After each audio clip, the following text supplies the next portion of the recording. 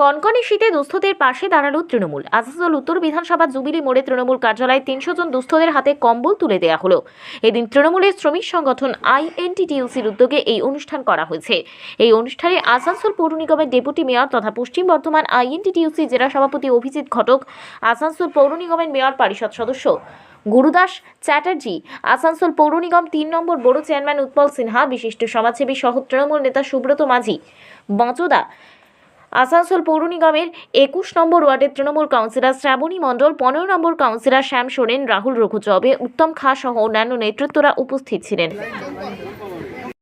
শীত গ্রীষ্ম বর্ষা বাচ্চুই আমাদের ভরসা।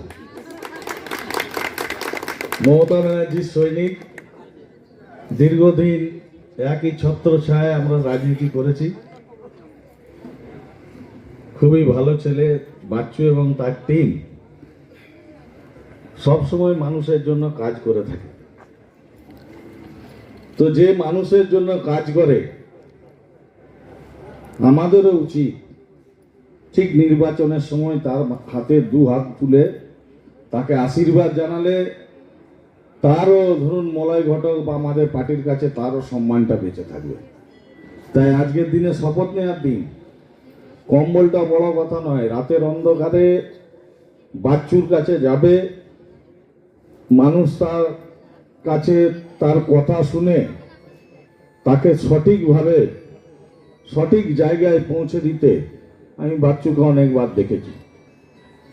যখনই হাসপাতালের কোনো প্রবলেম হোক বা অন্য কোনো কিছু দরকার হয় সঙ্গে সঙ্গে আমাকে ফোন করে, আর আমার যথাসাধ্য চেষ্টা করি যে বাচ্চু যে গরিব মানুষের জন্য বলল তার উপকারটা যাতে করতে পারি।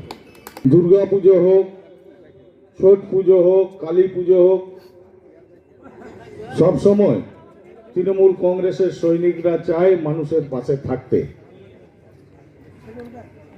আপনাদের কাছে আসার তো একটা বাহানা চাই। সে বাহানাটা কি না, কখনো শাড়ি, কখনো কম্বল, কখনো স্বাস্থ্য পরীক্ষার মাধ্যমে, কখনো ব্লাড রক্ত আন্দোলনের মাধ্যমে আমরা আপনাদের কাছে পৌঁছাই। যে কম্বল বিতরণের অনুষ্ঠান এখানে হচ্ছে তার জন্য আমি প্রথমেই বাচ্চুকে এবং তার সাথী যারা রয়েছেন, সঙ্গে যারা রয়েছেন তৃণমূল কংগ্রেসের কর্মীরা, তাদের সকলকে ধন্যবাদ জানাবো।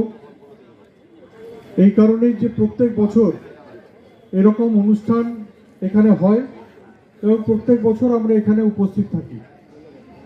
বিশেষ করে শ্রমিক সংগঠন, সেই শ্রমিক সংগঠন শুধুমাত্র যে শ্রমিকদের কথা ভাবে তা নয়, তার পরিবারের যারা রয়েছেন তাদের জন্য সবসময় তারা প্রচেষ্ট থাকে যাতে কোনো রকম কোনো অসুবিধা তাদের না হয়। এর আগেও আমরা দেখেছি যে পুজোর সময়, ছটের সময় নানান ছটের সামগ্রী থেকে শুরু করে নতুন বস্ত্র থেকে শুরু করে এইসব জিনিসগুলো আমরা এখানে নানানভাবে আপনাদের কাছে পৌঁছে দেওয়ার চেষ্টা করি। বিশেষ করে আমাদের যিনি বিধায়ক মন্ত্রী মাননীয় মলয় ঘটক, তিনি সবসময় তার এলাকার মানুষের কথা ভাবেন এবং তার এলাকার যারা মহিলারা রয়েছেন বিশেষ করে তাদের যাতে কোনো অসুবিধা না হয়, আমাদের মাননীয় মুখ্যমন্ত্রী মমতা বন্দ্যোপাধ্যায় নানানভাবে মহিলাদের জন্য নানান প্রকল্প করে দিয়েছেন। লক্ষ্মীর ভাণ্ডার থেকে শুরু করে কন্যাশ্রী, রূপশ্রী, সব রকমভাবে স্বাস্থ্যসাথী, খাদ্যসাথী, সবুজ সাথী, সমব্যথী, এই একের পর এক প্রকল্প আজকে সাধারণ গরিব মানুষদের জন্য তারা এই সুযোগগুলো পাচ্ছে। আজকে সারা ভারতবর্ষে যেসব রাজ্যগুলো আছে আপনারা জানতে পারবেন যদি আপনারা খবর নেন যে ভারতবর্ষে কোনো রাজ্যে এত সুবিধা কোনো রাজ্যের মানুষ পায় না যেটা পশ্চিমবঙ্গে মানুষ পায়। কারণ আমাদের নেত্রী মমতা বন্দ্যোপাধ্যায় তিনি জানেন যে সাধারণ গরিব মানুষদের কখন কখন সাহায্যের বা অর্থের প্রয়োজন হয়। মানুষের জন্য কাজ, মানুষের সঙ্গে থাকা একমাত্র তৃণমূল কংগ্রেস করে, মমতা বন্দ্যোপাধ্যায় করে, আমাদের মলয় ঘটক করে। আর অন্যদিকে আপনারা জানেন, অন্যদিকে যারা ভোটের সময় আপনাদের কাছে এসে ভোট চাইতে আসে বিরোধী দল, সিপিএম, কংগ্রেস, বিজেপি, এরা শুধু ভোটের সময় আপনারা দেখতে পাবেন, ভোটের পর এদেরকে দেখতে পাওয়া যায় না। ভোটের পর কাদের দেখতে পাবেন?